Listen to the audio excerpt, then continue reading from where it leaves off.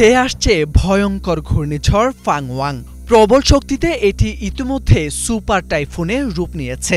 ৯ November গভীর রাতে ঝড়টি স্থলভাগে আঘাত আনতে পারে, আর সেই প্রস্তুতি নিতে ১ লাখের বেশি মানুষকে উত্তর ও পূর্বাঞ্চল থেকে নিরাপদ আশ্রয়ে সরিয়ে নেওয়া হচ্ছে। ফিলিপাইন উপকূলীয় অঞ্চল কাতান্দুয়ানেস দ্বীপের ভিরাক শহরে ঝড়টি তীব্র আঘাত হানতে পারে বলে জানিয়েছে আবহাওয়া অধিদপ্তর। ইতিমধ্যে সেখানে প্রবল বৃষ্টি আর ঝড়ো হাওয়া বইছে। সমুদ্রের ঢেউ উপকূলে আছড়ে পড়ছে তীব্র গর্জনে। কোথাও কোথাও গাছপালা ভেঙে পড়েছে। স্থানীয় বাসিন্দারা জানান, সকাল ৭টা থেকে ঢেউগুলো এমনভাবে ধাক্কা মারছে, মনে হচ্ছে যেন মাটি কেঁপে উঠছে। এখনো প্রবল বৃষ্টি আর শোঁ শোঁ বাতাস বইছে।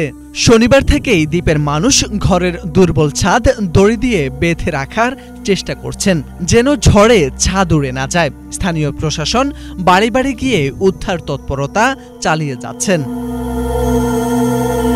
আবহাওয়াবিদ বেনিসন এস্তেরেজা সতর্ক করে বলেছেন, যখন কোনো টাইফুনের বাতাসের গতি ঘন্টায় ২৪০ কিলোমিটার বা তার বেশি হয়, তখন তাকে সুপার টাইফুন বলা হয়। ফিলিপাইনের উপকূলীয় অঞ্চলে আঘাত হানা এই টাইফুনের প্রভাবে ২০০ কিলোমিটার বা তার বেশি বৃষ্টি হতে পারে, যা ভয়াবহ বন্যার ঝুঁকি তৈরি করবে।